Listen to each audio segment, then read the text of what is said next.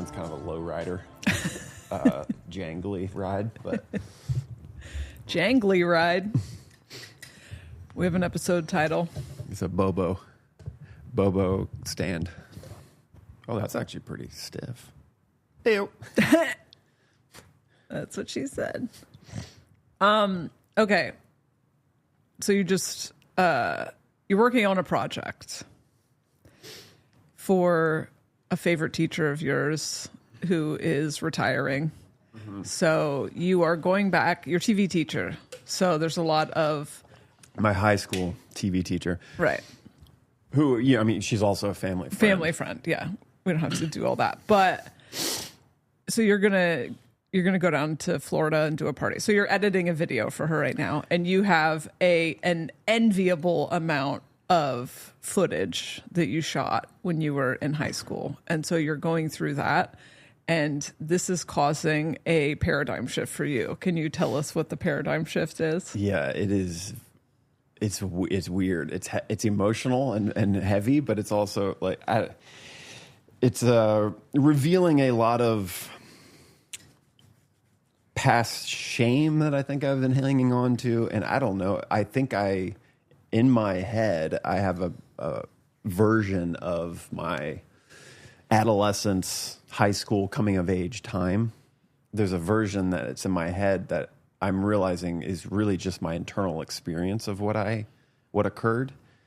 And as I go back and dig through footage and mostly seeing stuff that it's like the real moments of that were captured, that a lot of the times in the footage, it's like, okay, we're getting ready for the shot. Okay. And action, and then there's like a thing when I'm capturing, but the stuff that I'm seeing that is before action, and I'm filming a little bit, or there's a B camera that's filming me filming the project, is seeing myself and going like, wait, hold on. I had a different experience of that moment internally that is so contrastingly different to then me objectively watching it and going, oh yeah, these people are all, they like you, you're engaging normally. But like my internal experience was just this like hell realm of confusion. And so that's like the base. I'm still figuring it out, but like so like so a little context. You were very popular in middle school. You had a traumatic experience where a girl yelled at you for being popular. A girl that was a friend, not the closest friend, but a friend. And we've told this story here, I believe. And she yelled at you for being popular, which saying that it hurt her that you were so popular, which is obviously her shit. You internalized it. You started to reject the part of you that was very popular. Then you joined the church, not super for Jesus, but to be a drummer in the bands. But then you started to get conditioned by the Christian stuff. So by high school, you are kind of judgmental prick. Yeah, which is not the best fit for a Capricorn projector. Is another reason to be judgmental. It's fucked up, man. It's really weird. I've always known that I have been carrying something with me that came from like the coming of age time in my life. But when I like kind of zoom out and look at it, it was like a really great time. Like it's not like when I say trauma, it's not like I was like beat and like had bad parents. It was all like, it's pretty normal, but there was something socially and psychologically that happened that then I kind of stepped into this version of myself that like wasn't really me, but it was performative, and it was like kind of came from the core of the church of this is how you should be to be a upstanding human, kind of thing. Which I just, as I went into high school, so I got into church in like 7th grade probably. And by 8th grade, I was really popular in middle school and then popular in the church. It was a big church, and I was a drummer in the worship band. So that whole summer between middle school and high school, I really got into the church stuff. So by the time you kind of reset when you're going into a new high school, it's some of the same kids from middle school, but a lot of new ones. And I used that as a time to, I didn't want any attention in high school, and in fact started judging people that were like popular and from a Christian lens, kind You of. weren't, so you didn't have the high school experience of wishing you could be popular. You had the experience of rejecting that, which I thought I had a funky relationship with fame. So Yeah, this is what's weird. Is like Leo I'm was even in your eighth realizing my house. criticism on fame and like all of that stuff around it that I was clocking why it happened is coming from the same place when I was from middle school to high school of like, there's something wrong with a lot of attention on you. But the thing is, it's like when that happened in middle school, like I realized it wasn't something I was trying to do. It was something that naturally kind of happened. Popularity. Right. And when I found out, like when this girl told me like she was hurt in that process, I was like, whoa, hold on. I didn't even know this was a thing, like that I was influencing you this much. You know, So you that I weren't had popular influence. because you were vying for power or because you were bullying other kids or whatever. You're was- just conventionally attractive and doing Yeah. your own thing, And in which that is time, interesting. middle school, when you like all the hormones are kicking in and you're kind of maturing in a way, I don't know what and it's all dumb shit when I look back. Like I've said this before maybe, but like we had superlative awards in band and in like 8th grade. And it was kind of a big thing for kids that wanted popularity. And it was funny because some of the superlatives were like dumb ones, like best clothes. And it was somebody that wore like dorky clothes. So it was like kind of fun for the kids to just like poke fun at each other. But then people held some of it like with a lot of weight. And so I won my 8th grade year. I remember I won every superlative. And I remember having to walk up to the podium, and it's just in front of the band class really, but like 15 times. And it was getting embarrassing. I was like, stop putting me in every category. And some of them were these surface level things like best couple, best looking, most talented musician, all of these things, which they're superlatives to the kids' vote.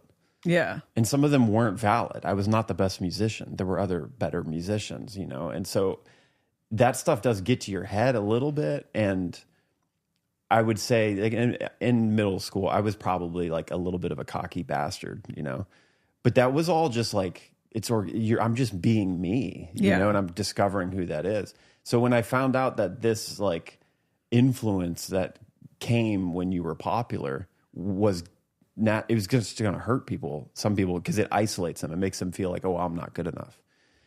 And again, that was me discovering all of that. It's like, oh shit, like I don't like that. I don't like this big influence that I have to think about everything I say because it's going to hurt somebody. And so the situation where Laura and Mai yelled at you was you guys were talking and then a bunch of people ran up and interrupted or whatever. Do you remember what the circumstance was that made her say that to you? Not exactly. I vividly can see the moment. What was said, I can't exactly remember, but it was something to the likes of like she felt that she wasn't getting enough attention from me and from our group, and that she was basically projecting onto me. She said I was a poser and that I was actually like a bad person, and everybody liked me for like false reasons. And I was, for some reason, I was like the villain in the thing. Okay. Put a pin in that, everybody, because we're coming back to that part. Yeah. And so I definitely, like, as I went into high school, I just had this aversion to popularity.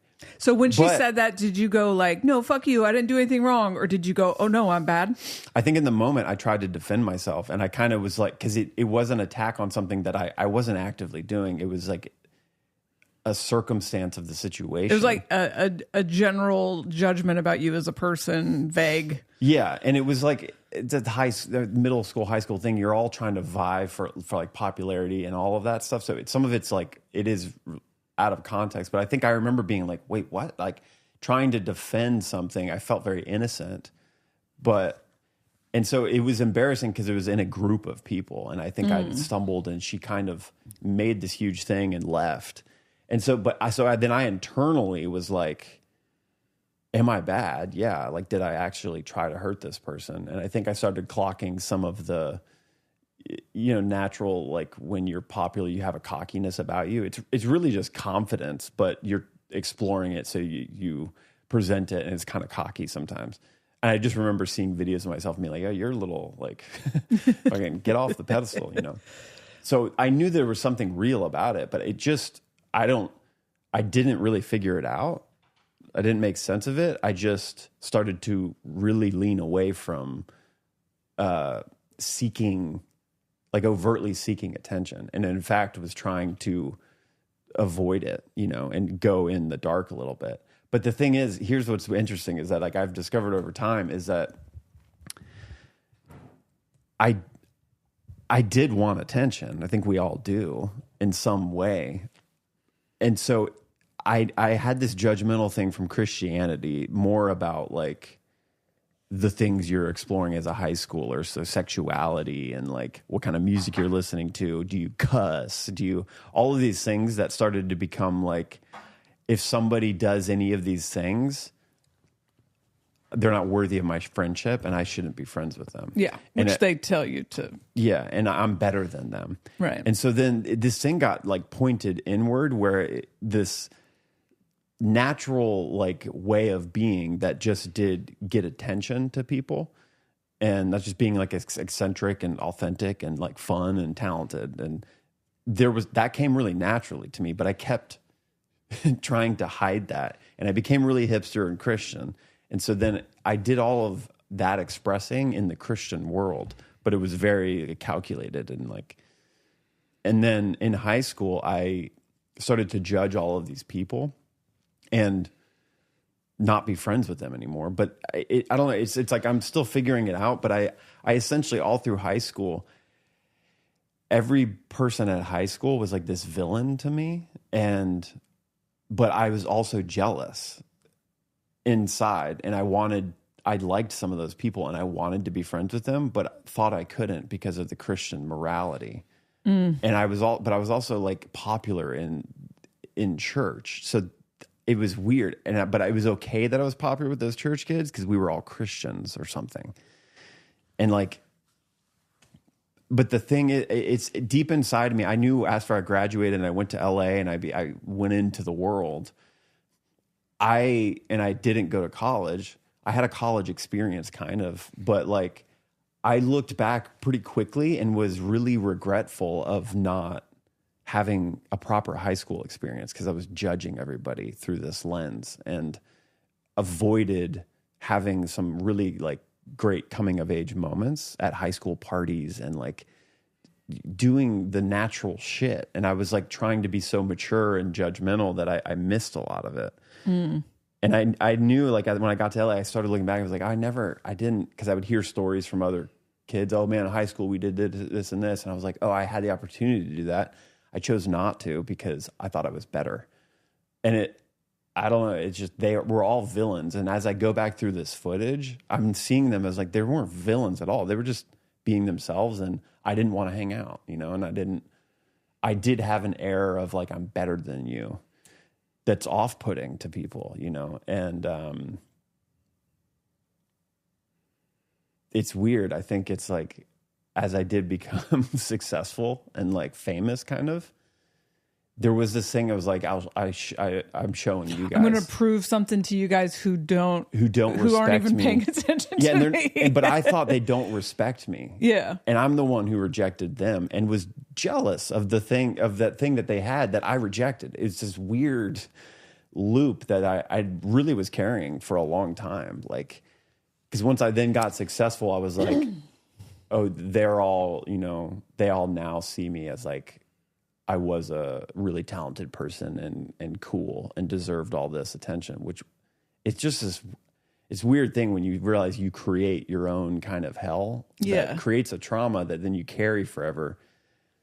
And it was like a huge part of I was like figuring reality out, and I had a little bit of a misuse and misunderstanding of the Christian morality. And quickly, it was just so judgmental when I look back, like so judgmental. I broke up with my high school girlfriend because she was Catholic and I was Christian, That was an adult's fault for telling you to do that. But do you think that the Christian stuff was an extension of this kind of greater theme of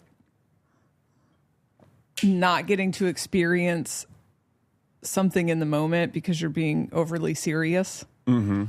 Yeah, that's huge. Because then you stop being a Christian, but then you went on to kind of spend years in resistance to the band experience for different serious reasons. And then when you first started going through an awakening, that became a reason to not lighten the fuck up in your present moment. So there is kind of this seriousness, and it's like I'm taking my myself so seriously, and I want to ask the astrologers.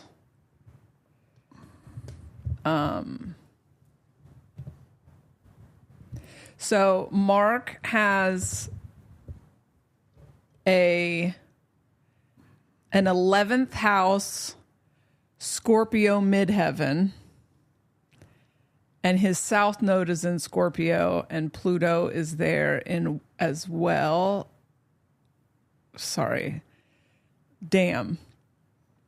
In his 11th house, your 11th house is like friends, groups, community. Okay. You have Saturn, which is hard lessons. That's at least at the end of the house. This is whole house astrology. You have Pluto, which all millennials do, but you have at 4 degrees in your 11th house of Scorpio, which is like secretive, hidden. And then your midheaven's at 5 degrees Scorpio in your 11th house. Any astrologers that want to chime in? And then your south node. Okay, so your Saturn and south node are at the end of Scorpio in your 11th house. So, you do have an interesting mystery man, self-imposed mystery man / really upset that no one recognizes you. Yeah, and it's so dumb. It's so frustrating to me. And whatever this is, it's funny how this whole thing happened where I'm editing this retirement video for one of our favorite teachers, and because I'm still in touch with a couple of the people from that class, and then distantly, I haven't talked to half these people. It's like 2 people that I ended up. We basically we were the TV. Directed this senior video. It was just me and this one guy, and now we're both doing this video for her, but I'm having to kind of briskly get in touch with those other people, and then I have videos of them doing their congratulations and all this stuff, and that's where I'm it's cracking open something really significant in my version of that social time of my life, which it's coming of age. It's like that there's so much programming that happens in that moment. Yeah. And so it's a ripe area that I've always known is there's something here that I'm still hanging on to that's bothering me, and it is blocking me from truly being authentic in every moment. And it's having to go through and edit this. It fell in my lap, and it's becoming this there's a treasure trove of healing just going through these tapes, Right. And again, just observing those moments in between where it's I'm kind of not aware the camera's on, and so I'm in this authentic expression and being who I am now, and having context and awareness and kind of objectively looking back at it. It's not congruent with what I thought internally was going on. And so I think I don't know what the answer is and what it's going to come from it, but I can tell already that it's rearranging a lot of shit. You and I have talked about how, and I've thought this for decades. I just wish that everyone had cameras everywhere in their house, and I could voyeuristically tune in to every single person's life, because I really am so fucking curious about what some people's day-to-day life looks like. If we had that in our house, you would just see me laying around on my phone a lot. But it's such a gift. And you and I have talked about like the future of reality TV just being that, like you can just watch people. And I've thought that for a long time. I'm a little too paranoid about Big Brother to participate in that right now, but that there's a part of me that really like wishes I could voyeuristically watch things. But in my experience, things like conversations happening on Marco Polo, one of my favorite communication apps, or voice memos in the last couple of years have been game changing. And I've even started recording like high intensity conversations just for me to listen to later. Has been game changing for me to see the difference between what I thought was happening and what was happening. And so unfortunately my life up until the last few years, there's barely even any pictures of me for most of my life. It's very strange. But, you know, when my dad died, I was going and looking through home movies, and it's crazy to look at what my body looked like when I thought my body looked different, what my personality was like when I remember myself different. What you sounded like. What I sounded like. There is one very short video clip that my sister has of me towards the end of my active addiction, and it will never see the light of day, but it is crazy how magical and spiritual and like intelligent that era of my life sounds. But if you hear me talking, it's like, yeah, and then this bitch tried to steal my shit. It's crazy. I played this short clip and it's like, what the fuck? Because the internal experience I was having and the street urchin I was being are very far from each other. In your head, you're like this priestess wizard. Dude, I watched that and was like, what? Is my entire life a lie? It's so profound though to get that like awareness, that perspective, and then go like, oh my God, this whole thing is a sham, dude. Like I think I'm experiencing something, and it's profoundly different when you get time away from it and objectively look back. And that's what I'm saying. It's like, it's so trippy and it's heavy because there's shame and regret, like just deep in that. And I do feel that in some day-to-day times that it's just a background thing. And I'm like, why do I feel that way? And I'm now cracking open. It's like, oh my God, there's so much, because for me to accept that, my high school, I would say the theme of my like feeling and memory of high school is like, I missed something and I wasn't allowed to be involved in those coming of age moments. And so there's somebody or a group of people, they didn't allow me in. Yeah. But when I can like really feel through it, it's like, I did that. I know I did that. I rejected a lot of things from judgment and thinking I'm better. I'm doing the right thing by not going to that party or whatever. When there was a part of me that really wanted to. And so for me to accept and see this and observe myself objectively and go, oh shit, I thought that was a different experience. And I can tell now with what I know, that was just my internal narratives kicking and not clocking that's just your own story. It's not really what's happening. Right. And so for me to accept that, I have to go, it wasn't anybody else. Yeah. That caused the problem. It was a misunderstanding that like I had, that then I created this missing out of a coming of age moment. Reality really is a reflection of our internal experience, right? So now if we go back, I can't believe how much this lines up with this download I've gotten in the last couple days. If we like go back to that point in your life, you're not conscious yet. You're not self-aware.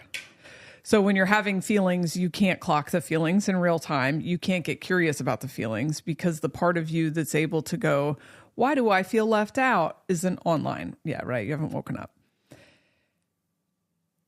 The self-imposed limitation is basically, I'm a Christian. I'm not doing these things.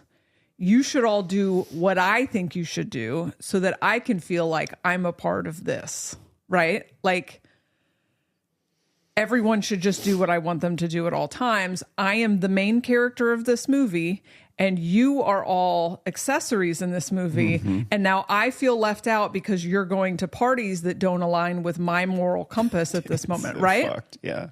So it sounds so fucked, but that is how the vast majority of people are living in their day-to-day life. Yeah.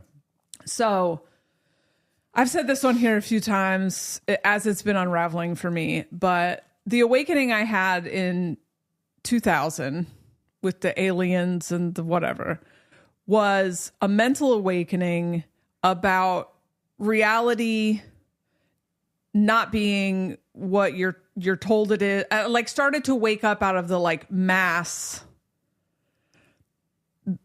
the mass version of reality, and started to learn that there were mechanics to it, simulation type stuff, right? The awakening that has happened for me since 2017, I think is when it started, has been an awakening to my own self-awareness. And these two have like the first awakening built for years and years and years, which led to this cracking open of my own subconscious. But for, decades, it was like I was simultaneously starting to understand that reality is algorithmic, that what you put out comes back, but that takes a long time to understand that not every single OCD thought I have is going to fucking happen. I'm not going to get cancer, if I think about cancer, But while I was learning all that stuff, I was still unconscious to my own stories and scripts and projections. And so I'm simultaneously starting to put together all of these huge mechanical universal law things and projecting my rejection wound onto other people and creating my own difficulties in reality, giving myself excuses to be the victim in circumstances that are really created by my own lack of boundaries or my own not asking for what I want or whatever. So around 2017, 2018, I start waking up to larger parts of my subconscious. I start catching myself manipulating in the moment. I didn't previously have the ability to catch myself manipulating in the moment. I start to hear my thoughts in a way that I had not previously been able to hear my thoughts. And in 2018, 2019, I go into this on and off again, like situationship with Aaron, the co-host of Mormon and the Meth Head. And in this, one of my primary wounds is like rejection sensitivity. And I had spent my entire life subconsciously avoiding rejection. Like if I thought you were going to break up with me, I would dump you. Like if I sensed rejection, I would freak out and make you apologize for it. One of the most unhealthy aspects of my subconscious was this deep fear of abandonment and rejection. And I did not know that the harm that I caused, we talked about this last week, but like the harm that I caused while in that state was harm.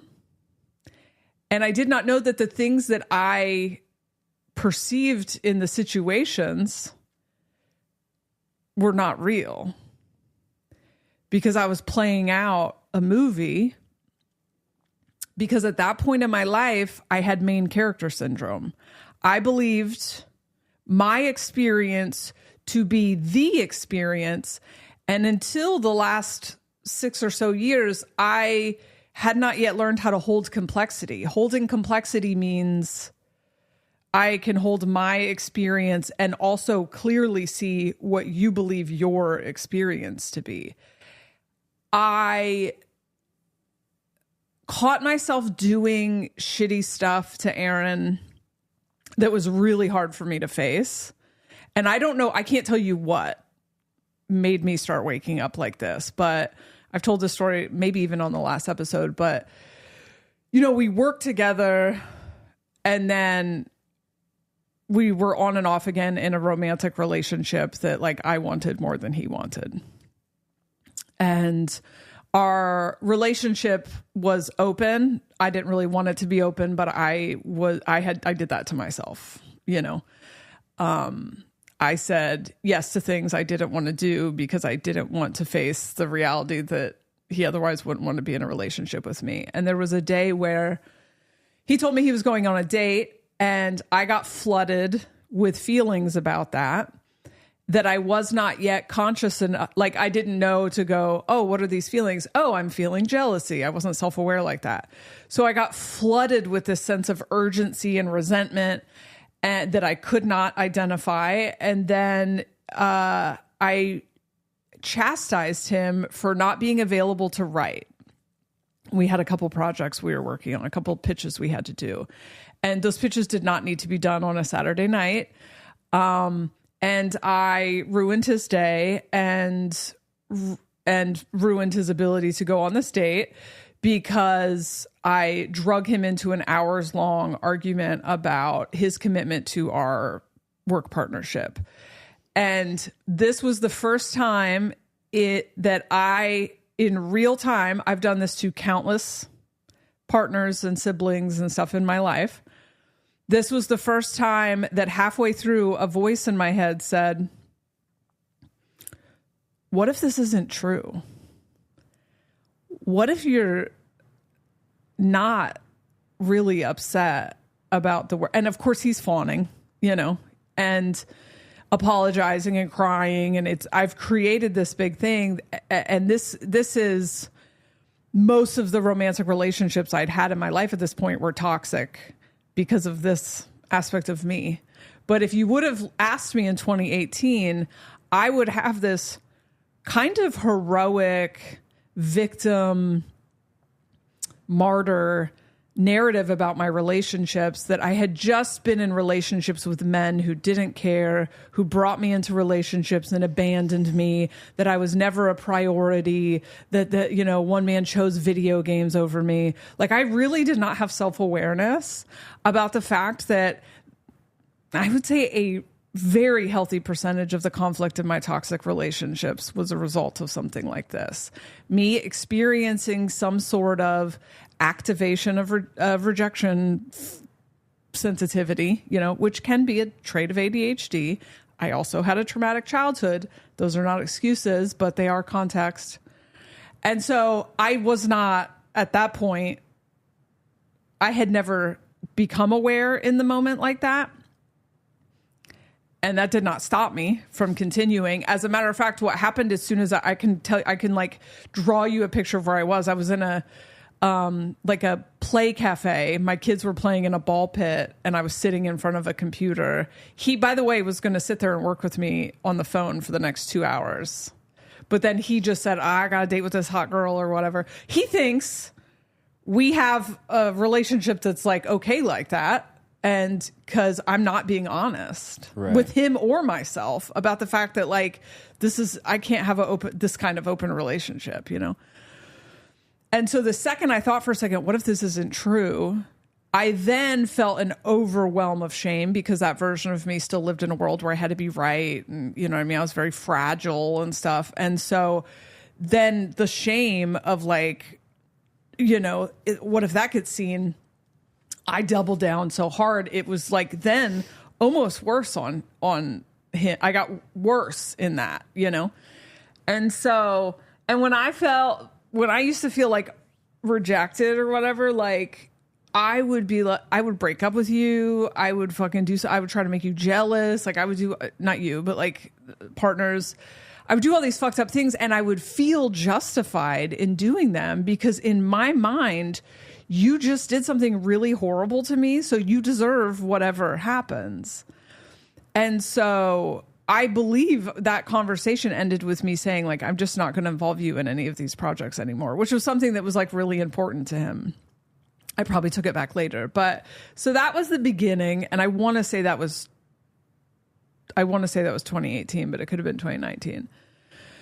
So we got back and forth together. Every single experience we had became this huge learning experience. I eventually realized, okay, I pick fights with him And then I do regret it later. So I'm going to stop picking fights with him. When I'm triggered, I'm going to take 24 hours. But I'm literally still cannot identify my feelings. So it's this mystery to me where I'm like, what is this thing where I get upset? I didn't know about the nervous system. I literally could not identify my own emotional experience. And so all I would feel is an urgent sense to resolve, an urgent need to resolve the thing.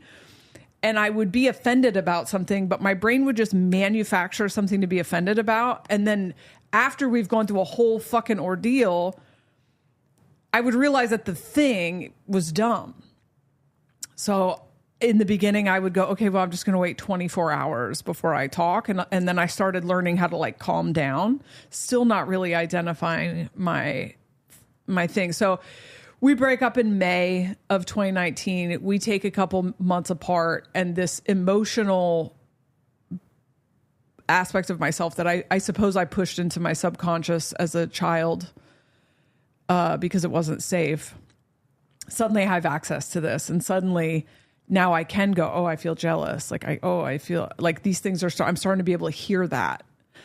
And Aaron and I do an episode called Duffel Bag of Feelings, where in that episode, all of a sudden, every memory of every relationship, I'm able to see through the context of the stories that I was projecting onto people.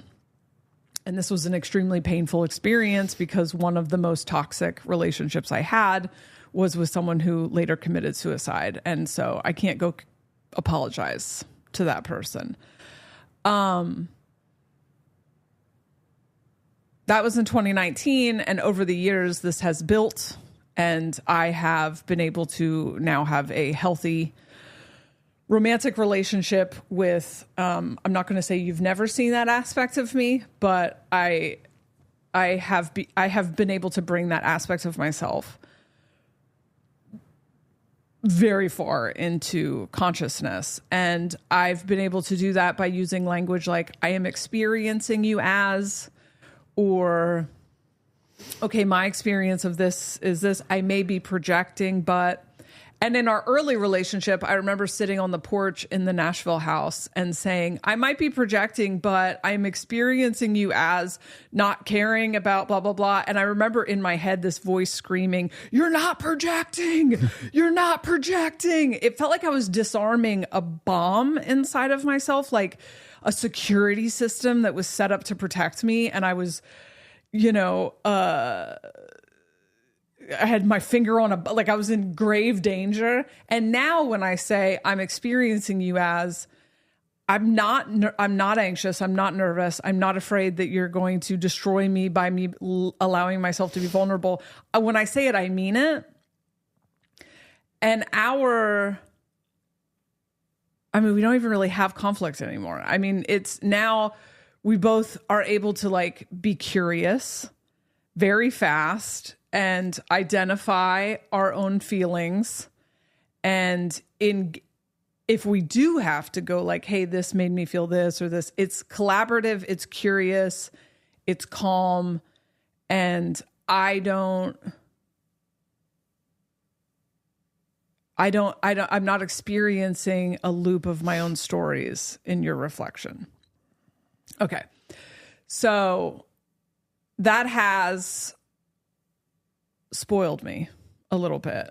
And our kids also communicate like this and have the ability to clock their own feelings and collaborate. I recently sat in to mediate a conversation between the two oldest kids so that they could work through some stuff. And that whole conversation was them saying, I experienced this as this. And then the other kid saying, oh no, this is what was happening for me. And then, the first kid going, oh, okay, I think I was projecting this onto you. Okay, this is what would be most helpful for me in these conversations. And is it okay if I ask for clarity from now on so that I don't project this onto you? And so, this, I believe, is the awakening. Like, I believe that this is coming into consciousness is being able to hold your experience and also understand that you are not the main character. You are the main character in your own movie, but your version of other people is not a fact. They have their own movie and they don't exist to orbit you. So then I have tried to go out and use this in friendships with people who have not, and I'm not saying this as a hierarchical and better than other people. I see this happening to a lot of people. A lot of people are reaching this level of consciousness now.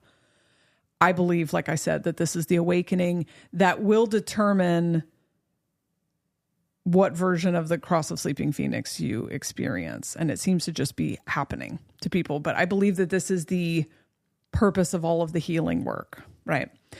Sorry if this is taking a long time. So I have had experiences, you have had experiences, Coco has had experiences, a few other people in our life who have reached this point of collaboration have gone and tried to use this type of conflict resolution or communication with people who are still living in a world of playing out their stories and projecting onto people. And when you try to have that kind of conversation with someone who is not curious about you because they have main character syndrome and they believe that their version of reality, their version of you is capital T truth, there's something painful about realizing that someone is not curious about you. That they are still living in a reality of their own stories.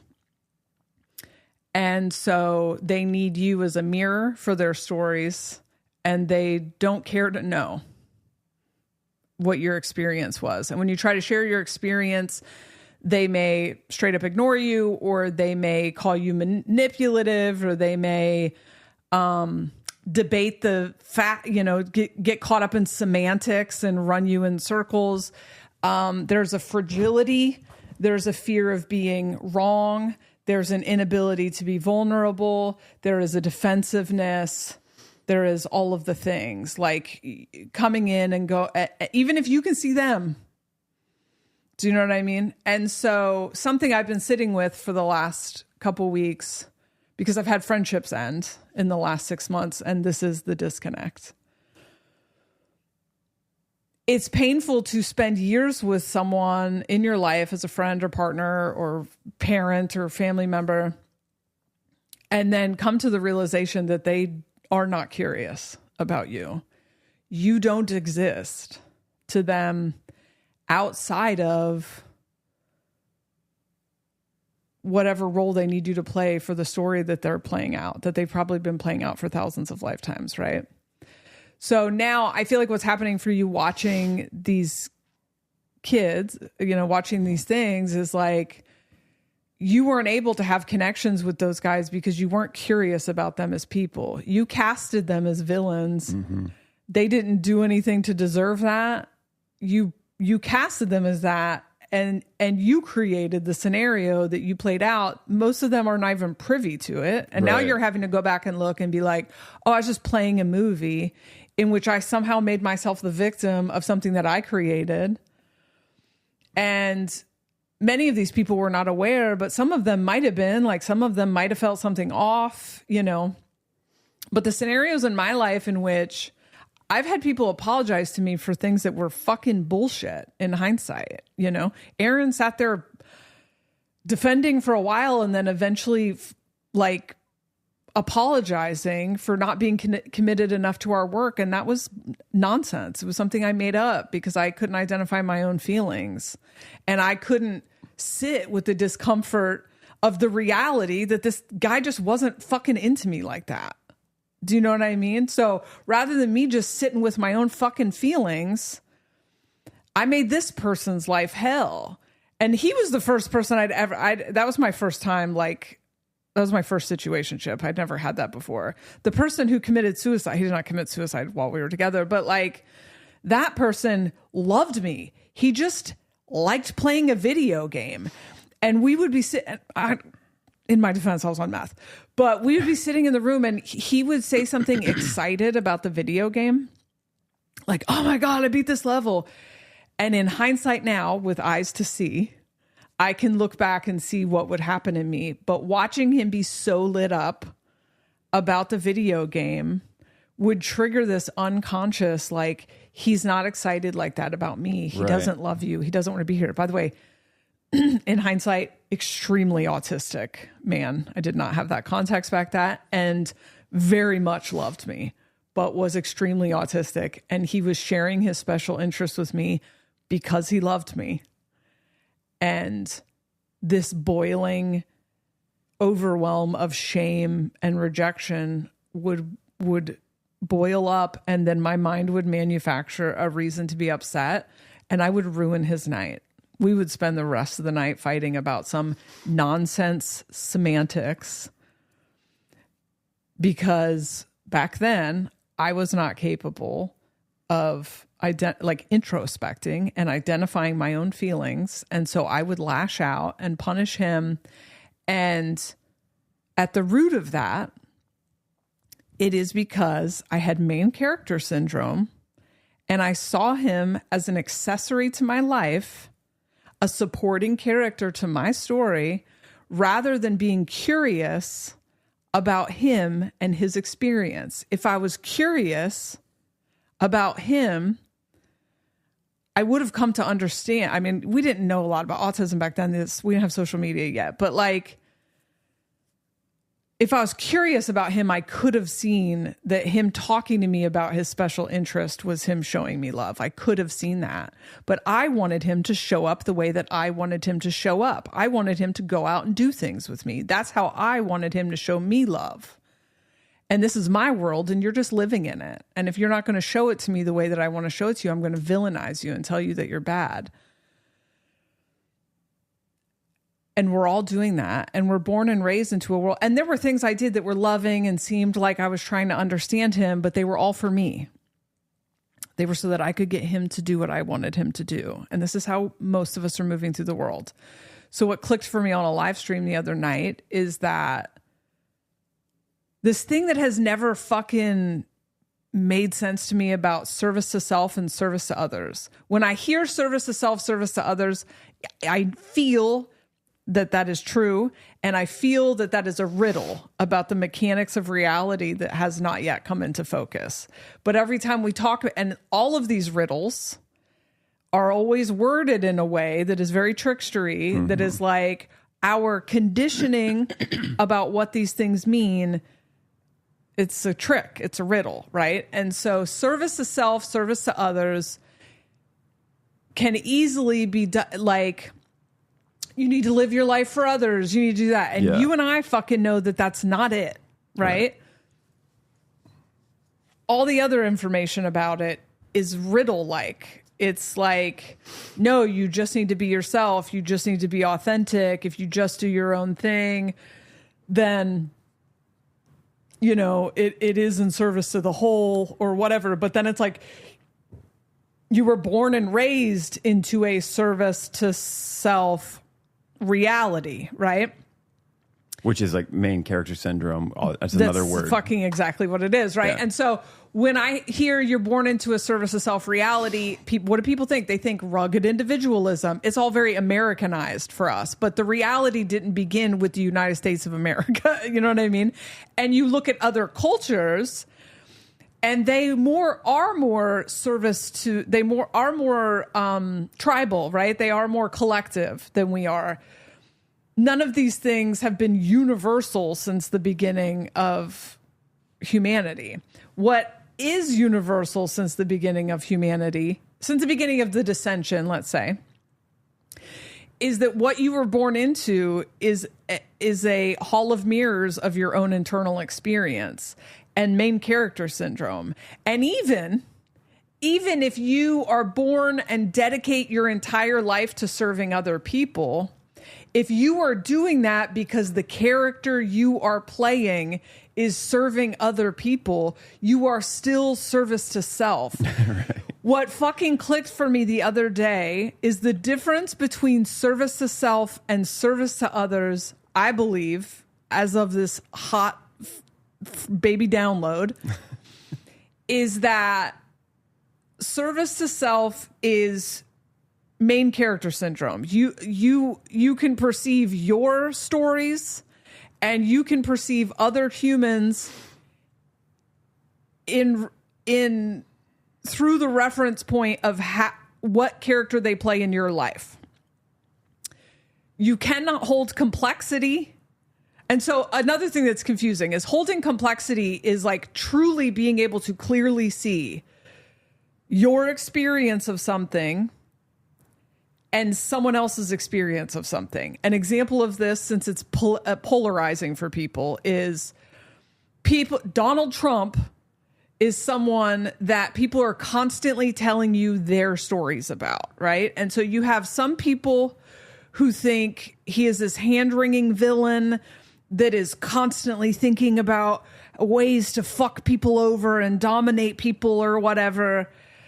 And then you have people who think that he is, and I'm talking about the extremes. And then you have people who think that he is fucking insane, that he is a savior that is out to get the pedophiles and take down the swamp and all this shit. And they believe this despite many years of things to the contrary. And every time he does something that is clearly just capitalism shit, like just fucking, you know what I mean, setting up his people financially and fucking over the Americans, they go like, no, there's the plan or whatever QAnon people used to call it, right? Then you have, you know, what might be the reality, which is this is just a narcissist who's extremely capitalistic. But then you have this other thing, which is what he thinks is happening.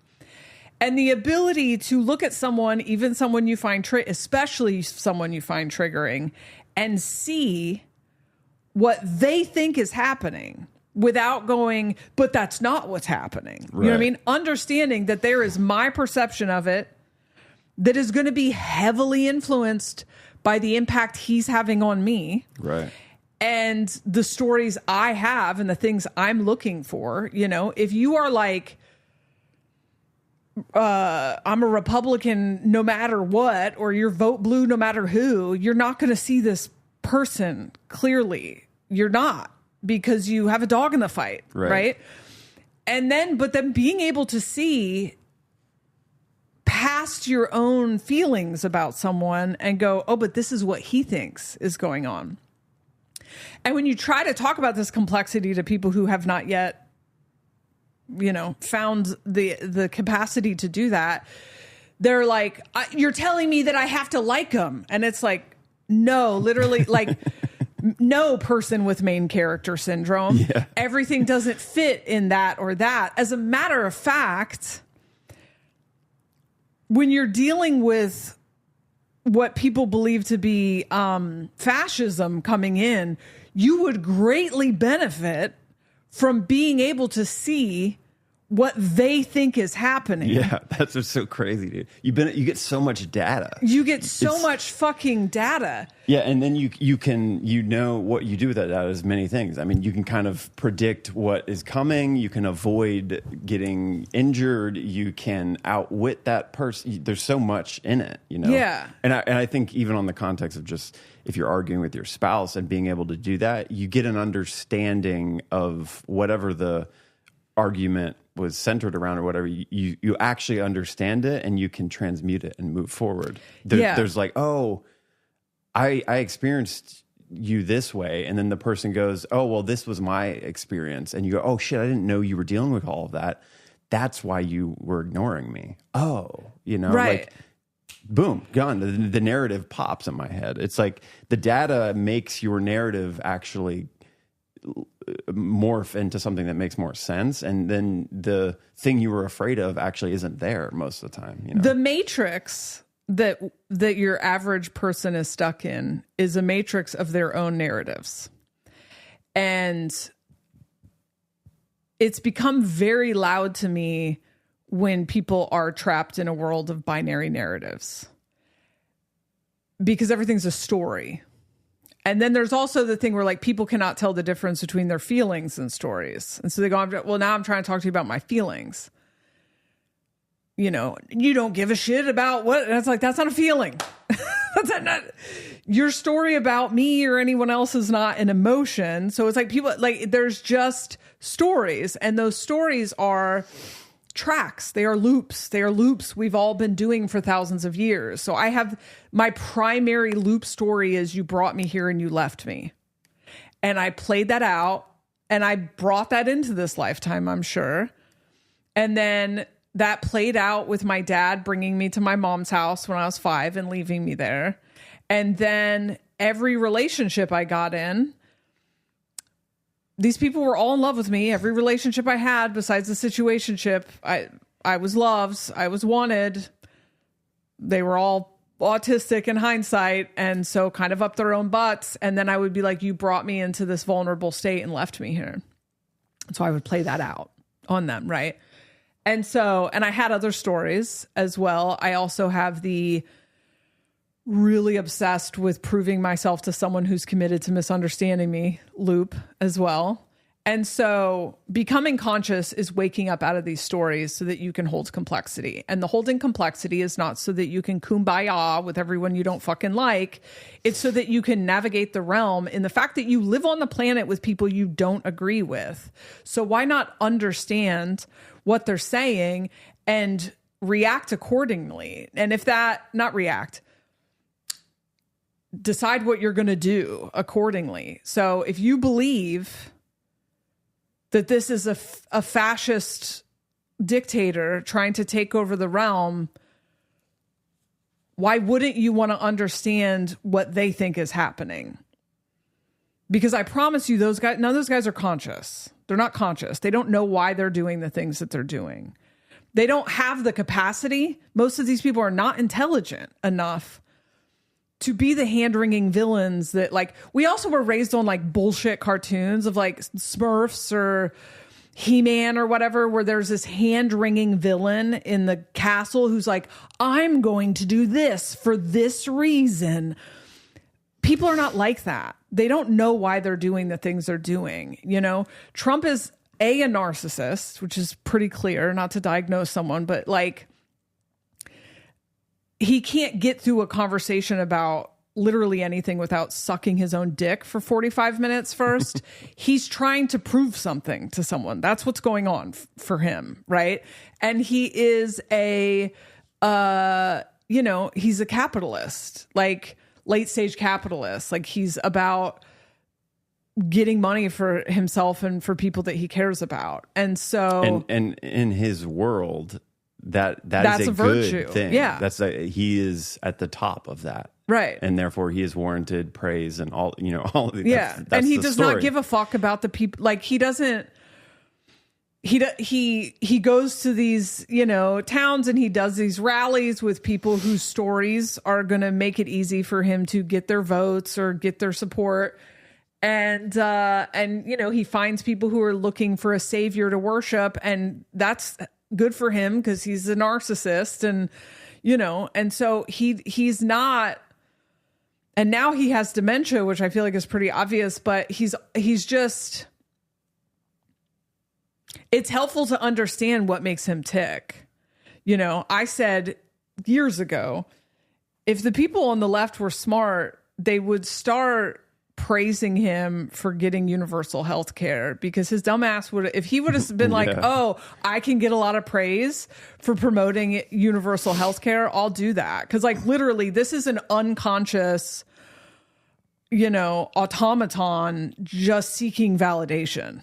And so, yeah. And in my perspective, that's what I see, but I have to remain curious about people I don't like. And so for the purpose of navigating them. Right. That's the biggest thing. Do you know what I mean? It's data to collect to help you know how to respond or what to do in a certain situation, you know, because I'm even thinking in my head, like that mechanism of being able to hold the complexity, get a close understanding of what this other person is experiencing or where they're coming from. And like in that scenario you're saying with the left doing that to the right is, you know, they're understanding the way, how he ticks. And so they can essentially manipulate him to do something that they want by allowing him to think it's his idea or something. Yeah, not to be a dick. I mean, I'm not trying to promote this for manipulating people. But I'm just saying, and that's all, it's not, you know, if you want to use it to manipulate people, it's a tool, it's a neutral tool. But I like that this correlates to the like STS, STO thing, because that's just a mechanic of the reality. Right. And because we're all storytellers, like the whole thing is about like grabbing a hold of a story to like, that's the mechanism that's kind of been hijacked for us to be addicted to these stories of I'm the victim, you're the villain. Yeah. Because that's the pattern. Like we have those stories. Because I can't think, like when I think back about when I was unconsciously creating these villains, the high school guys, later in the band, it was bandmates, you know, or popularity or whatever. It's hard because I when I realized like, oh, I was creating it, the suffering and pain that I experienced through it is such a bummer. And I'm like, well, I created all of this. Oh shit. Like why? It's neutrally, like whether it's good or bad, there's a lot of power there. Yeah. Because what that created, though I carried a trauma for a long time and shame, it made me go out and like try to do something, try to prove myself. And I became successful in a band and I did all of that. And, you know, I got to the end of the rainbow there. And I think that's why I wasn't satisfied, is like, I thought that shame was going to go away. I thought that regret was going to go away. It didn't. And that caused me to go even more inward. And so it caused me to eventually to like kind of wake up. So there's energy behind it. Some people will use that to manipulate you. And I'm even saying to understand this mechanism is like, you can know when you're getting manipulated also, you know, you start to see behind that curtain and you can, so it almost is too, like being able to be truly, like, let's say truly service to others is understanding where someone's coming from and letting them have that experience. Like that's one of the core fundamental, that's an energy exchange of, oh, it's your autonomy. I respect your autonomy most because I'm service to others. Like you get to have that experience. Yeah. My narrative, it's not a main character syndrome, you know?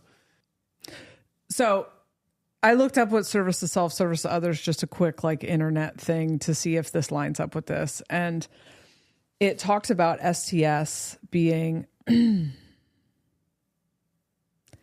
There's a thing about STS and STO splitting when we hit the fourth density, correct? Yeah, it's almost like the energetics like lock in, like whichever pattern frequency you are like oscillating at of either of those, you kind of lock in. Okay, so I want to start there.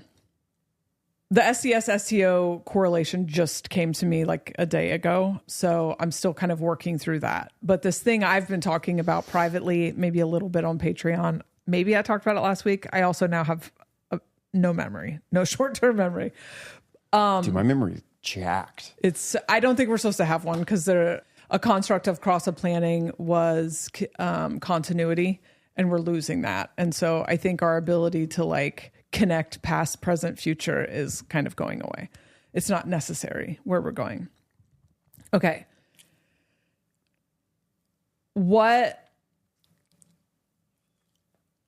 In the reality of the cross-up planning, because it was deeply tribal and collective, and we all had to be together, and then also we're unconscious, right? Narrative is what dominated. I'm just going to speak specifically to the United States of America. This is where I live. This is a culture I'm familiar with, okay? So the justice system is based on who has the best story, right? And handling conflict among each other historically is not getting curious about each other's perspective. It's who's right. And so who has the best story, and then whose perspective is most supported by consensus. So everyone else thinks that you should return a text on right? So everything's narrative based. And at the root of the narrative-based reality, it's about control and power. Even if it's not like Skeletor levels of, a lot of He-Man references here, Skeletor levels of, or billionaire levels of trying to get power. It is ultimately about power struggles with each other. And the cross of planning required that we all work together, even with people we don't like we're all forced into this game, this kind of server together. And so it just kind of creates this crabs in a barrel kind of power struggles, constantly vying for power, vying for hierarchy. In the Cross of Sleeping Phoenix, it's about individual empowerment. Everyone creates their own reality. And if you choose to collaborate with other people, you can collaborate with other people, but it's a non-hierarchical reality. So it either has to be that you already completely fucking agree on things, or you have to be able to innovate and collaborate while holding multiple perspectives, right? So it's a requirement if you want to experience the higher expression, the innovative, cool version of Cross the Sleeping Phoenix, you have to fucking be able to release your good, bad, hierarchy, dominating, needing consensus programming. Alternatively, the shadow of the Cross of Sleeping Phoenix is victim consciousness. You can go look at the shadow of the 55th gene key, the shadow of all of them just lays out this underworld hellscape that is, if you go through all of them, the shadow of the 55th is victim consciousness. The shadow of the 59th is dishonesty, which when you read about that is projection. The shadow of the 51st is agitation. It is this just hell of your own creation. So that's an option in which you can spend the rest of your life vying for trying to get everyone to see the world, burning in a hellscape of main character syndrome when nobody wants to be in your game. In the cross of planning, the world we've been conditioned into, our nervous systems said, you have to keep everyone happy to survive, right? And so people were much more likely to coddle your main character syndrome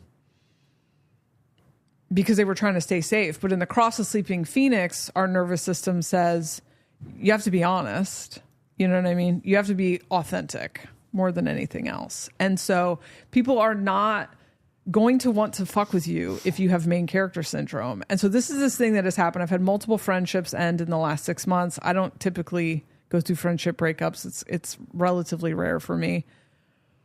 And both of those friendship breakups were the result of someone just insisting on playing out a movie in my reflection with zero curiosity for what my experience of it was. And in one of those situations, I just got sick of someone telling me about myself, even when there are voice memos and texts and everything disproving what they're telling me about myself.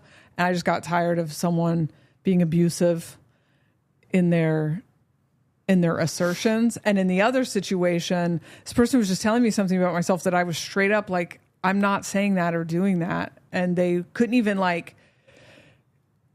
I couldn't watch the reel where you were saying we all need to get along. And I was like, I didn't. I literally did not make a reel about that. And they're like, well, I didn't listen to it. That. They were just so fucking attached to whatever story they were telling themselves that they didn't want to be my friend anymore because they needed to play that out. I don't know. They needed to feel like they were standing up for something that I guess they didn't have access to a person who was actually, what they needed to stand up to. And so they just decided to play that out on me. And I'm like, okay, you know what I mean? Cool, man. And now it's a non-negotiable for me. If you don't take radical self-responsibility and you're not able to fucking clock and take an inventory of your own internal experience before telling me a story, you're not in my life. My children, my 12-year-old kid is capable of doing that at this point. So I'm not doing that with a grown ass adult. Yeah. And if when we first become friends, you have a bunch of stories to tell me about how other people wronged you, you know what I mean? Best of luck to you, because I used to be like that. I get it, but no. And so I'm like, oh, it's a split. Yeah. Because once people become aware of this stuff, and I'm telling you, there's a lot of us, because it's every single friend I still have. It's my family members. It's my children. It's my children's friends, for the most part, have this level of self-awareness. So and I'm seeing it from people you wouldn't fucking imagine. And so I do believe it will be the baseline experience. And I also believe this is what will change the world. The world will change from inside of us. And right now, what I'm looking at with the billionaires and the people that are doing all this stuff, you can listen to them talk. Also, this goes back to like, we record an episode, we didn't put it out, about this like concept of don't platform people. I don't understand. Because if someone is a billionaire and they're making huge decisions about the world that they're able to make, because currently how much money you have gives you power, I would like to hear those people talk. Thank you very much. I don't know what the deal is with not wanting to hear people like that talk. I think it's a shadowy clout thing. Do you know what I mean? I think if you're envious of other people's like clout or whatever, and you don't know that about yourself, maybe that's the don't platform people thing. But if these people are making massive decisions, yes, I would like to hear them talk, and I would like to hear them talk as long form as possible, so I can understand what where these they're coming from, lunatics are doing. Yeah, yeah. Because there's a lot of information there. There's the narrative that they're putting forth, but if you can listen with curiosity, you can hear the actual motive. So I don't want to read conjecture or a fucking narrative from someone I agree with about why they're building bunkers. I want to listen to them talk about why they're building bunkers. What they are saying will inevitably be a lie, but I don't want to get it from the rumor mill. I want to hear them talk so that I can discern what's actually happening there. Yeah. So I don't agree with the weird don't platform these people. Let them talk so we can figure out what the fuck is happening. But anyway, this makes perfect sense, because there's also the thing about service to self can only go so far, because there's only so far you can go just playing in your own stories, because eventually souls are going to become conscious again and stop joining your server. In a way, that's just made me think of this actually might, I don't know if this is going to make sense, but the complexity, because I see it as like STS only can go so far, as in, because the whole thing's not a hierarchy, right? It's like 4D, 5D. It's not really a hierarchy. It's just an expansive experience. Right. So It's more complexity. Yeah. So 4D STS or STS, its complexity, its peak complexity in some ways is like happening right now. Yeah. And as far as the like capitalistic infrastructure across the planet that we have built, it actually does go further into 4D, but it's where it goes, you cross into this that transhumanism world where you're essentially getting a more advanced, constricted ability to have autonomy. You know, it gets in this more digital world, which is the illusion of more freedom. You will own nothing and have whatever the fucking term is. You know what I'm saying? So that's just really interesting to think about, because at this juncture, it's all the STS, STO people that talk about that information. It is right now is apparently a time to decide moving forward which one you want to be in. Yeah. That's the split. And it is this mechanism of being able to, like hold that complexity and understand. allows you to get into this where you have more harmonic nodes of beings that is more complexity, you know. Yeah, it just makes so much sense with the 4D version of reality, which I think is Cross the Sleeping Phoenix, is this modular physical and non-physical. And this is a mechanism that opens that ability, I think. The aliens told me a long, long time ago that they, whatever I was projecting on at the time, only had mind control, was literally the only tool in their toolbox. And that mind control was just narrative. And that has come to mean a lot of things to me over time. But in this moment, I'm realizing when you're dealing with unconscious beings, you just have to have the best spin. Mm-hmm. Propaganda, like everything. How did you talk people into invading Iraq? Is, you know, hit the towers with the planes and then be like, we have to do this to protect you, right? It's narrative, it's spin.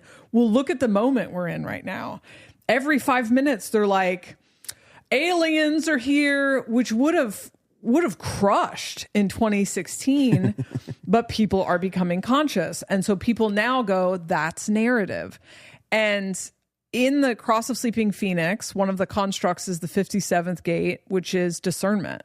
So a construct of the Cross of Sleeping Phoenix is the ability to detect bullshit. What is the shadow of that?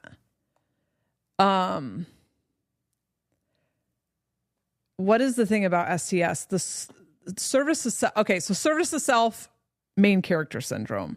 Service to self is an inability to process other people's experience outside of your own narrative. So people who live in service to self, everything is narrative based and there is no curiosity. And any curiosity or appearance of curiosity is still ultimately can be traced back to an attachment or a dog in the fight or a like need to prove. People who are service to self, there's a right, wrong, this, that. Everything's this or that. It's black and white, right? I wanted to see what the dude, literally going through the 8 constructs of the cross of planning and the cross of penetration and just reading the shadows. It's very obvious on the internet, at least. So the higher expression of the 57th is discernment. And that is what keeps you safe. It's being able to discern, and discern does not mean tell who's good and who's bad. That's not what discernment means. That's very narrative based. It's truly being able to understand what's happening, even if it doesn't fit your narrative. And what I've learned is you can't truly discern what's happening if you have an emotional attachment.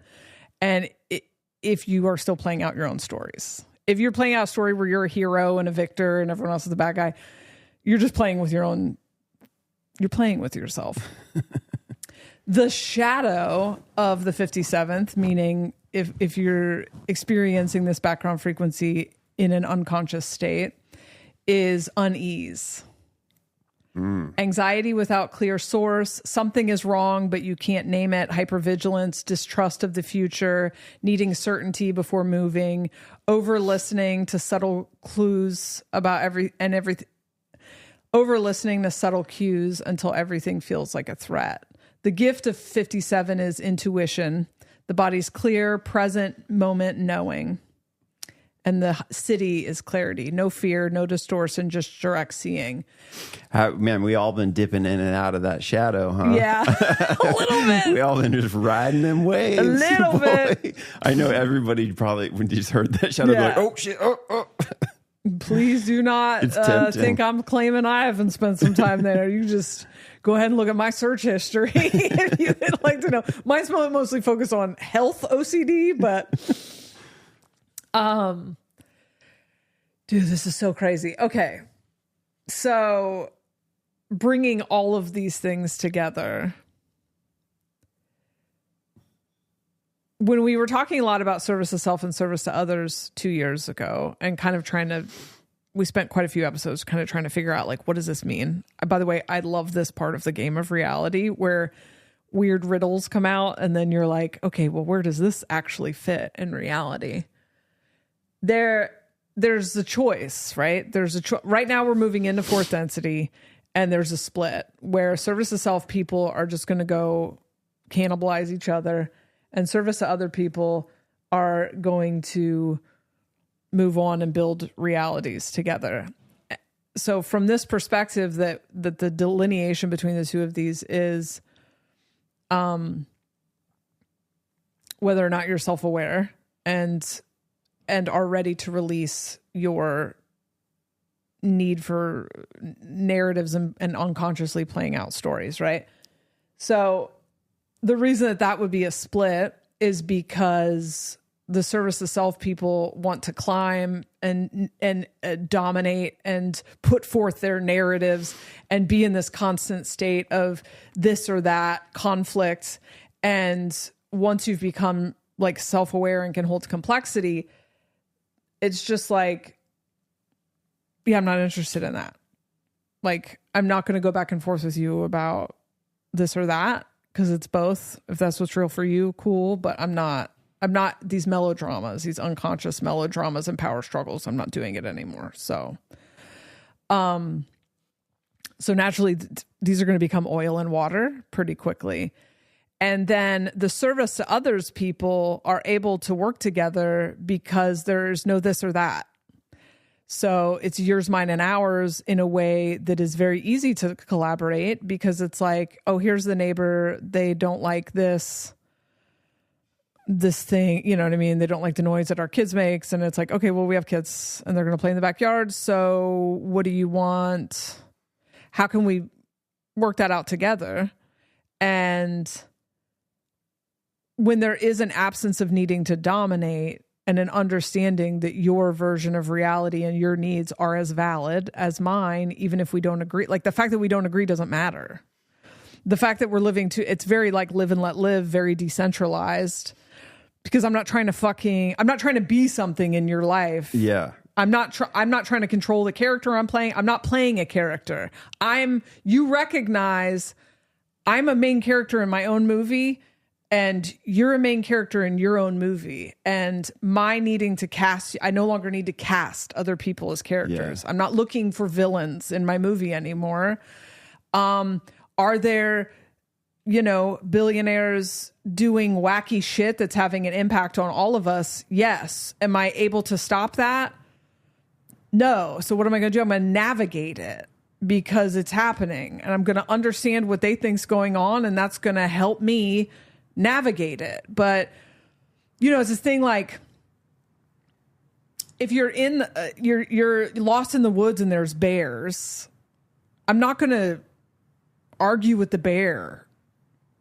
Do you know what I mean? Your famous bear argument. We didn't put that out. There's just a bear.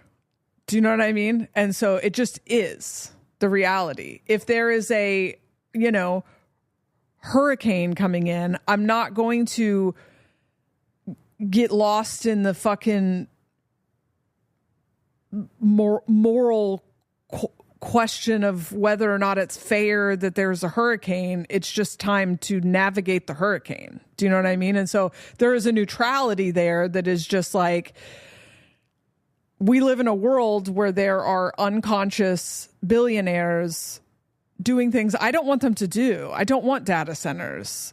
I'm willing to figure out how to live with AI because that's what's happening. I'm not necessarily stoked with how any of the technological stuff is going, but it's going. So I'm going to learn how to navigate what's here. I'm not entering into melodramas with things that exist. I'm going to neutrally understand them and navigate them to the best of my ability. If I have the ability to stop a data center, I'm going to try. If I have the ability to change the way things are going, I will, but I'm not entering into a victim villain narrative game at every turn because it's not helping. It's not doing anything. I'm no longer getting anything out of these melodramas, these stories, these games, right? And so what happens, and largely my desire to play those things out has gone away as the Cross of Sleeping Phoenix has come in. And when you look at the constructs of the Cross of Sleeping Phoenix, the Cross of Sleeping Phoenix wants to create a completely different version of reality that is based on the power that consciousness is capable of. Humans making huge innovations in autonomy for the purpose of understanding higher consciousness. So that's what it's about. It's not about arguing with each other. It's not even about dealing with each other really at all. You know what I mean? There's only like 2 constructs in the entire thing that have to do with each other. And they're both about like being yourself and truly seeing people, you know? To me, that immediately triggers this. When I imagine the story of a neighbor and it's like, we don't like your kids are too loud. Well, we have kids. So how do you want to work this out? Yeah. When you don't have this like narrative and fight, you're looking for a villain and all of that stuff. You move past those little melodramas, which like only have so much complexity in them. It's basically like you're the bad guy and I'm the good guy. So like we're gonna duke it out. You immediately go into when you pop that, like that's a dead end essentially. You then collaborate and you innovate so quickly. Like it's the idea of it becoming a renaissance of everything, like art and just expression, connection. You know, in that situation, it's like, oh wait, what are we going to do? Okay, well, maybe we can do a fence here or something.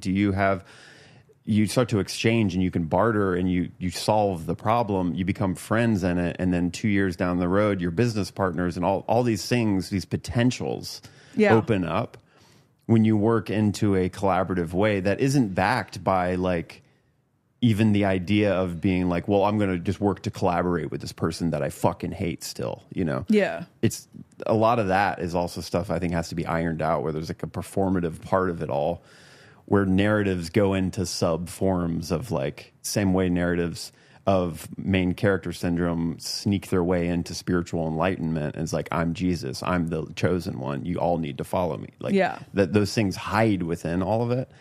But it really, painting it that way, it's like such a clear, obvious timeline that would unfold is like a lot of innovation on so many levels when you're actually just like in a open, neutral, collaborative space. Yeah. One thing I want to say is that curiosity and holding complexity is not the same thing as making excuses for. Making excuses for is something like, let's say you're in a relationship with someone who treats you like shit, and you're like, well, I mean, but they have a lot of trauma. That you're making excuses for someone, and ultimately you're making those excuses for them because you want something. It's all still about you. This you know what I mean? So the other thing I was just like trying to find the words to point to this thing I'm feeling, but there's so many of these aspects that are like we talk about sometimes and other people mention. So like main character syndrome is like an old saying, right? We all kind of think we understand that, but we've assigned this like certain what we think that is. And in this mechanism that I'm saying, where I'm looking through this old footage and I'm seeing an incongruency with what I felt and then what I see happening, within that feeling, there's somewhere in there is there's a certain perspective when I'm really brutally honest with myself that I can see that I'm like, oh, I do express and move through the world as I am the main character. And you can even understand that on a spiritual level to be true. We're all one and you are the main character. You run your reality. It's subjective. But like your reality. Yeah. It's so much more complex than that. And so like this idea of main character syndrome is not, you wouldn't, like if you're doing it, you wouldn't be coming across to other people like you're a selfish asshole and you're like you're a cocky, this person's just like always thinks the world revolves around them. That's actually not the deep expression of it. It's so much more subtle. But I think for me, like when you go into your real honesty, you're like, oh, I do live a lot of my life. Like everything is about me, you know, because the internal world does like kind of slip out into the main thing. And so it's that mechanism of like really discovering how you perceive the world and how you're really like interacting with the world. When you feel that does like a main character, it's kind of a selfish thing. That's the thing you're trying to get a hold of, to get up out of. And it's not, I think when we say main character syndrome, it's like, it's so much more deeper than that and very subtle inside. Yeah. I mean, I think main character syndrome is kind of a relatively new, to the best of my, I mean, the last couple of years, internet like slang, meaning like people who think the entire world revolves around them. It's interesting because it's like you are the main character in your movie, and your movie should be about you. But right, when internally. you engage, because dedicating your life to managing other people's Right. experience This is of so you subtle. is still about you. Yeah. Dedicating your life to serving other people is most likely still about you. Understanding you are the main character in your movie, meaning your feelings and emotions and stories are the most important thing for you to be looking at. As soon as someone else is involved, whether it is a parent, child, friend, like the neighbor with the loud kids, the fucking government, the whatever, understanding that they are not supporting characters in your movie. They are people in their own movie. And if you are not able to zoom out from first person shooter and be able to look from an RPG perspective and see what game that person is playing, you do not have all of the information, and you are probably playing out your own projections in a way that is very distorted, to where if you saw a recording of yourself in 5 years, you would be like, what the fuck was happening? So main character syndrome in this context, or STS in this context, is you're in a delusion of your own projections, and what you think you know so confidently is happening is a reflection of your internal experience. Right. If I could have played you a movie of some of the things I've gotten mad at people for in the past, it would be very embarrassing to watch that movie side by side with what was happening from like a zoomed out view, because I was projecting, and most people are in a perpetual state of projecting because they can't fucking sense their shameful experiences. So the decision that determines service to self or service to others during this split is, are you going to face the shame? Because that's really what it is. Yeah. It was extremely hard to face that I had caused harm when I thought I was the victim. Hard it's work. so hard. I'm telling you, Very embarrassing, very overwhelmed. And during that summer, dude, I was in bed, like paralyzed, like just crying. I cried so much during that awakening that every big Bert Kreischer, Dr. Drew is a great example. Like all these guests, like Kev on stage. There's people accusing me of being on drugs in the comments because my eyes are so swollen. Like this awakening was fucking gnarly. And I did make a choice to face the shame and continuously go inward, even though everything in my conditioning was like, no, it's their fault. No, I didn't do anything wrong. It's not fair. Like all the stories, right? And the gift of that is like, I now feel the tug to get pulled into a story, a melodrama, and I'm able to go like, Not today. Not today. I mean, because the neighbor thing is happening here. You know, they built this 55 and older neighborhood, like literally right on top of our neighborhood in this tiny like golf course area. And we don't live in a 55 and older neighborhood, and we do have kids, and our kids play outside loud sometimes. And this house is literally, I mean, their house is, what would you say? Is that 5 to 10 feet? 5 feet. 5 feet off of the property line. So our backyard's basically their backyard. There's not a fence. We planted some trees. There's still baby trees. But we don't live in a 55 and, you know, we don't, you know, you do some research before you move in, I guess. But I'm sure that these people thought that they were going to live in a quiet area without kids. Little did they know they were going to get mornings with me suntanning my butthole. But it's like you don't have a backyard. Like, you don't have a backyard separating you. So literally their back porch is basically in our backyard. And when, you know, the older kids don't really play out there anymore, but the younger kids are out there playing, you know, we of course got a neighbor who hates the kids and screams about the kids. And a version of me a couple years ago, especially because like I'm not stoked about this neighborhood being built here, would have really loved to go into the melodrama about how it's not fair. You guys built your fucking houses right here. But like, I understand the developers did that. They didn't do that.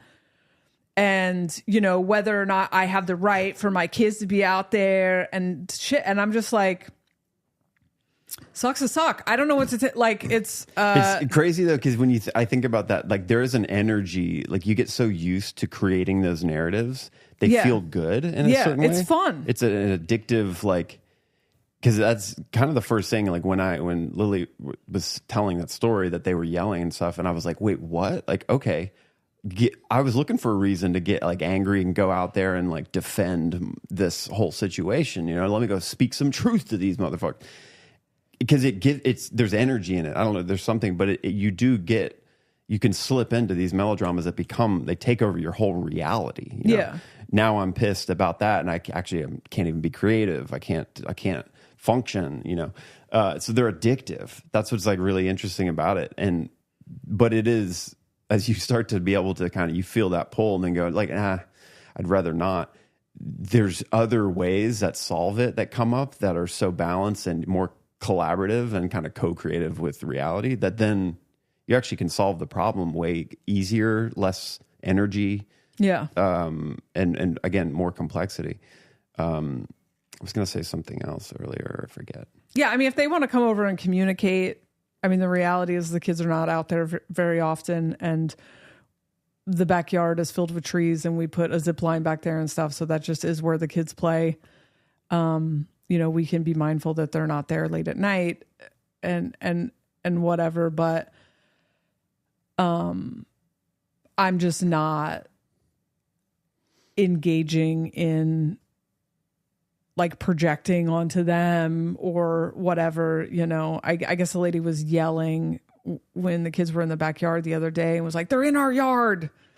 And her husband came out and was like, they're in their own yard. And then I want to be like, y'all don't have a yard. Do you know Your what I house mean? is 5 feet from our yard. So we planted trees. You got a couple years until the trees really block it. You know, I'm down to put a fence up on your side, I guess. I'd be willing to collaborate. It's 2026. Getting kids to play outside is a miracle in and of itself. It doesn't happen very frequently. You know, maybe you can talk to the developer and find they put a 55 and older neighborhood 5 feet off of a neighborhood full of kids. So I don't know what to tell you. Take it up with DR Horton, you know. But I felt myself like wanting to get swept up in the fairness. Fairness is such a funny concept, such a hierarchical concept. Or, you know, the conflict aspects of it. And, you know, we watched that one show. Is it called Neighbors? Yeah. Just people living it, just refusing to living in melodrama, fucking labyrinths, dog. Their whole, that's a great show to watch. The power of projection and stories of your own stories, and the way that they clash, and the ignorance with which they can solve problems because they refuse to see somebody else's like basic perspective. It's so easy when you enter in one of those things too to get petty and just like it becomes like the premise of your reality. Another thing I was thinking about, and I don't remember if we talked about this on the podcast, but an example of curious innovation within a romantic relationship. We're very both obsessed with autonomy, and typically when things are good for me, I like a shit ton of alone time. So the fact that you like a shit ton of alone time is fine because I'm doing my own thing. But when I'm struggling, it's not that for me. And so during the first like 4 months of grief, I kind of just didn't want to be left alone at all. And you don't have that kind of battery. You don't have that kind of engagement battery. And you were so fucking amazing in the early, we might have talked about this on here already, but in the early grief, but you did like completely exhaust your battery taking care of me and the whole rest of my family and extended family and traveling back and forth to Delaware and stuff. And so then you discovered the video game and you got very into the video game, and it's kind of how you were like recharging. And there came a point where I had had too much alone time, which I think up until that point was a misunderstanding between us, where when you're struggling, you almost need more alone time. When I'm struggling, I need less alone time. I like alone time when I feel good. But then there's this kind of quandary of, I know that you're really enjoying playing this video game. And so asking you to compromise and just come sit with me, I'm too conscious for that to solve the problem, because I can feel the fact that you would like to be doing something else. You would do it, you know what I mean? But it would feel weird. And that kind of sticks us in a place. Like a lot of people are content with just like, well, yeah, just compromise, just do what I want you to do. Right. But I can feel that you don't have the energy for that. I could feel that you would rather be somewhere else. And even if you're not saying that, I can feel you're then have to fawn to do it. Like you have to people please to do it. It's so interesting when you're conscious and you're trying to navigate these things. Yeah. They're quandary all the time. You're just like, okay, how do I hold their, reality just as important as mine? But I also do need something. Yeah. Collaborate, and you have to collaborate in a very odd way. And unconscious versions of me would say shit like, I just want you to want to be there with me. But like, that's a misunderstanding of how people tick, right? Because I want to do a whole episode with you about autism. I guess we'll wait until your assessment comes back. But, back when I used to say things like, let's say to the video game boyfriend, the first video game boyfriend, I guess. Just kidding. When I used to say things like, you should want to be here with me. You know what I mean? That is a projection of my own low self-worth, fear that he doesn't want to be there with me. There is no, you should want to do anything, And when you really now understand introversion or autism or special interests or like the need for space, you understand that like you're down there playing video games trying to recharge your battery because you way overextended yourself. I also understand you're a projector now. You need to charge alone, right? And so I'm not like, finally I got away from that bitch. Yeah. And also holding space for someone in grief is a lot, dude. Yeah. It's a lot. I'm not fun. It's better now, but it's like, I wasn't fun to hang out with. And what I really needed was just not to be physically left alone in a room, because I was just being completely like pulled down into the underworld every single night. And I just needed like physical presence. Right. So we end up having a conversation about what's yours, mine, and ours. Like, it wasn't a moral conversation about what you should do. And it was a collaborative conversation, which, going back to the AOD episode, Love 2, it's not compromise. Compromise is you just come sit in the room. But I don't know how long I need you. I'm going to make you come sit here for weeks when you're trying to recover your energy. I'm just going to completely deplete your energy. And then also there's like pressure on that, because it's like, I just need you to come sit here And if you want to be downstairs playing the video game, you're going to sit there and feel like you're just staring at me. Like, okay, now what? Then I'm going to feel pressure, right? So I identified my feelings and like, what is it that I feel like I need? But initially I felt like, you're leaving me alone. That's the first thing that came up is the story, right? You don't care, whatever. Obviously I couldn't stick in that story too long because you were a fucking saint for months when my dad first died. So the sensation is that I'm abandoned and I'm left alone, but then I dig deeper than that. And it's like, I'm lonely and I feel like the grief gets just completely engulfing in a way that doesn't necessarily feel helpful when I'm alone in this room.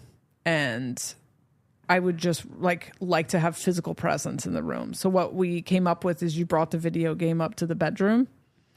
And for the next few weeks, you played video games in the bedroom. And then we got to a point where just having you in the room with headphones on, and I had headphones on doing my own thing. And we were just like, I guess that's called parallel play. We weren't even engaging too much, but just having you be there.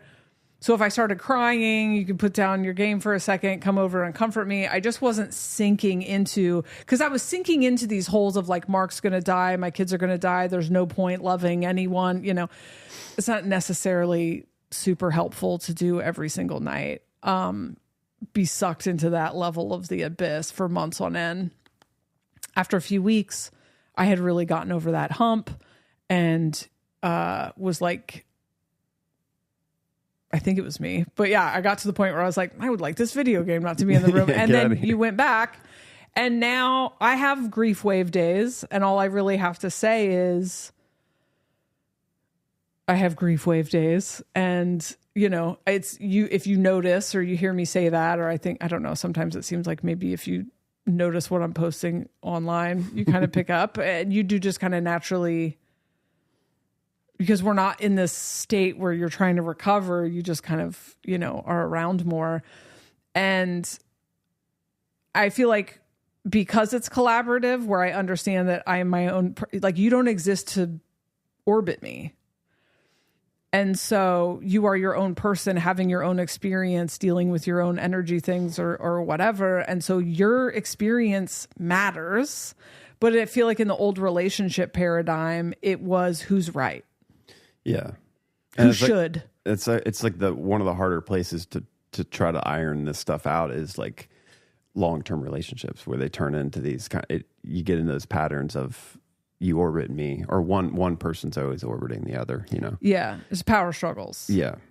And everything's like narrative based. Mm-hmm. Well, you should want to do that. Well, everyone else's husband does that. Well, you know, and then it's just spinning narratives like, yeah, left and right that, yeah, it gets really exhausting. And I think it's, you know, it's hard to figure out like real autonomy in a like loving relationship, you know, yeah, like what that looks like.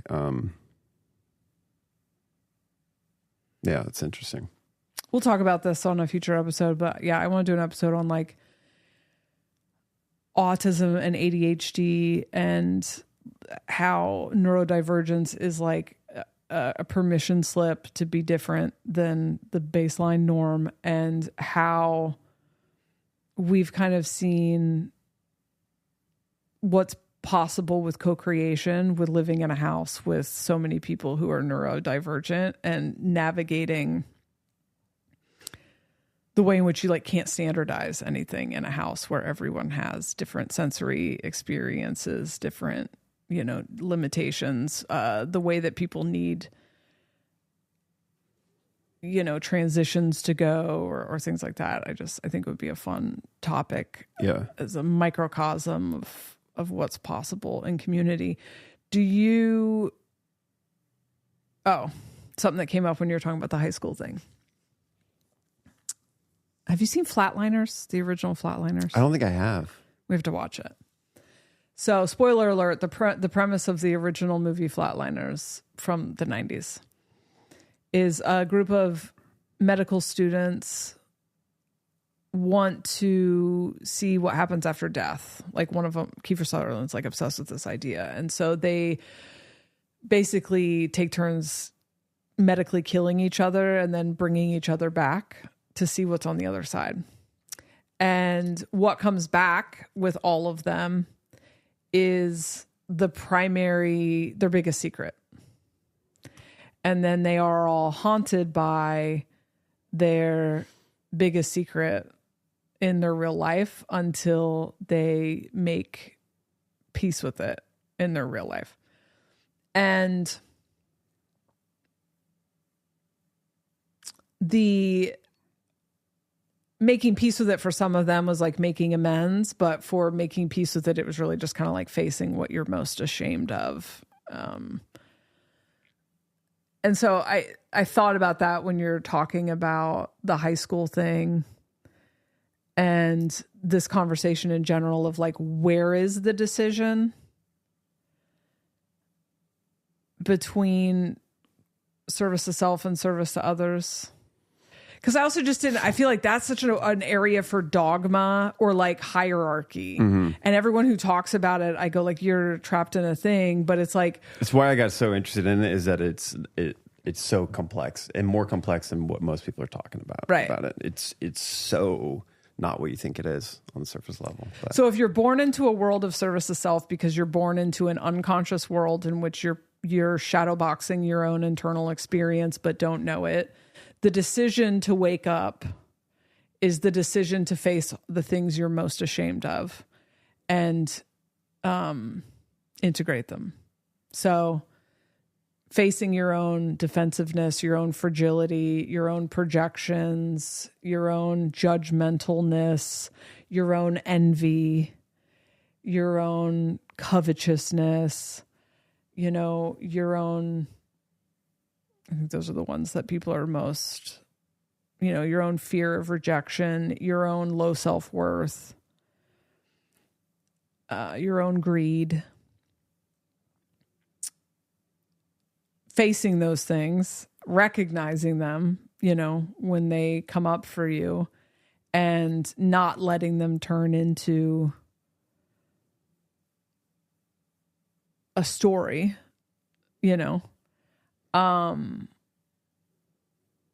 then like opens up a new video game for you. Like you now get to do something besides spinning out in those. Oh, to bring human design into this, the shift that's happening in 2027 is that the solar plexus, which is the emotional center, is no longer going to be a motor.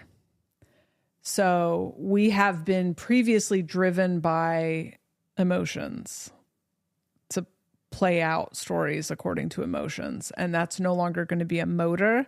So the raves born after, that's a whole nother cover worms, but allegedly the raves born after 2027, but anyone born after 2027 is not going to have that motor. Or maybe it's just the raves. I don't know. But anyway, I always thought that was interesting. So we've been like driven by this. I want to say, this is maybe not a human design thing, but I want to say like we've been driven by this unawareness of our emotional experience. And that's now becoming an awareness center. So you're not going to be aware, rather than driven by, you're going to be aware of. So when I heard that the neighbors were bitching about the kids loudly so the kids could hear it, there is a part of me that for a second goes like the motor turns on. It's like, oh, I can't wait to, I feel defensive. I feel, because I already have had to try to neutralize a story about these houses, 5 feet off. Like there's a part of me that wants to engage with that resentment or whatever. And I've done a lot of work before people even moved into those houses. I said out loud multiple times, we have to be cautious that our feelings about the builders do not translate it, because we'll end up with nightmare neighbors. Yeah. Totally. And it's not their fucking fault somebody built a house there, And most of our issues with the builders are like, they're fucking over those people who bought those houses because they built them shitty. So we were very cautious not to put out bad energy, but I'd be lying if I said that, a lot of things happened with those houses being built. People stole shit out of our backyard and, so they took out a lot of trees to put those there. So, there's a part of me that desires to like, kind of flick the on switch with that emotional center, and rather just having it as an awareness center that goes, oh, okay, I do already have some feelings about this, and I would love to now engage with the politics. And really where that anger is coming from when you get curious about it, that it could now be projected onto this innocent neighbor, innocent in some ways, but yeah, is the anger, all that emotion is coming up because actually the core of it is you disagree with the modern day current building capitalistic model that caused this to happen.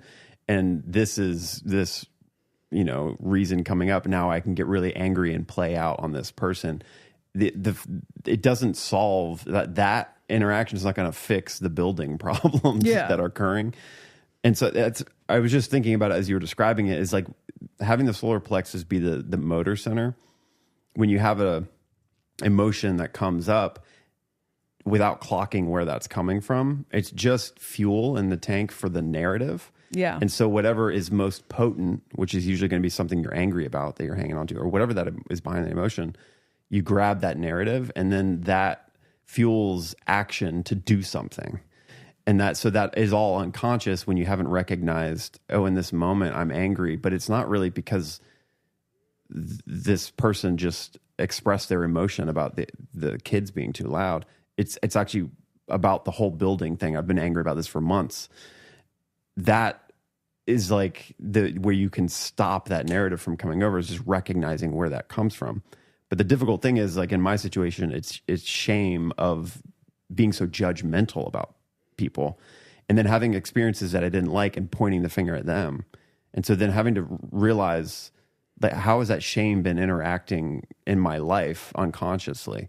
Well, it's caused me to do a lot of like other things in my life that I could list off that are like difficult. I didn't like them, and it came from me. So the whole thing is like compounded, that when I do feel shame or embarrassed, it's coming from way back there.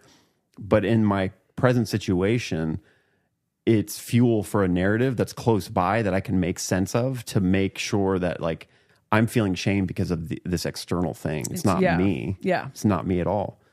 And that's what's so difficult about it, is like uncovering all of that and going, oh, I created that. I've been creating it because it's one point a long time ago, I latched on that I, didn't want to feel that feeling or whatever. And so you project it for so long. It's a hard thing to like get past, but then it does become the mechanism to not allow those crazy narratives to spin out of control, and you can neutralize so much of it, So I saw a thing the other day, which I think like we all have said this or know this, but that judgment is shame about an aspect of yourself that you are rejecting. Yes. That just cracked me out. That thing, as I've been going through this, I'm like, oh my fucking God. You wanted to be popular. You wanted to have fun being a horny teenager. You rejected those aspects of yourself for multiple different reasons. And so because you weren't allowing those parts of yourself to exist, you rejected everyone who was freely allowing those parts to exist. Yeah. And so at the end, you're shadow boxing yourself, but in your head, those things had names. It was, Paul and Tom, you know what I mean? But in reality, it was like, those were just the people who were playing those characters, victims of your projections. It's fucking wild, dude. Judgment is like, it's such a corrupted fucking, I hate that energy, man. And it's just so prevalent in, a lot of religions, but like in the Christianity that I was taught, is just this undercurrent of hyper judgment on everyone and hierarchy and trying to one up each other by good deeds. Geez. It's some of the most evil, wacky shit. And those are deep programs that it took me a while to really like get those, bridled at all or like under control. How are you feeling energy wise? How long is this so far? I have to pee. Let's leave this here and we will do our best to be here weekly, but maybe every other week is more realistic. As far as the Patreon, we have paused billing, I don't know, back in December, and it's probably just going to, before we start doing live streams again, it's just going to be a while. So we're just going to continue to pause billing for now. Sorry to have abandoned that, but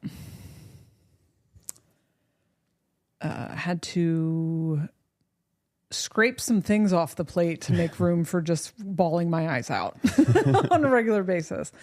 We do want to talk about a couple interesting things. Robert Edward Grant and the architect. We have some thoughts The about Codex is online, guys. I don't know if you knew, but the AI architect is with us, ever present. The code has been inoculated, or whatever they say. Very funny. And then kind of more deep diving on the Laura Knight stuff. But I think I want to sit a little bit more with the service to self, service to others, main character, and a reality of narratives versus a reality of curiosity before we get into that. Yeah, because it's important. I think like we're both kind of having this experience where the lenses are changing, the perspective is changing. Okay, love you. Bye. Love you. Bye.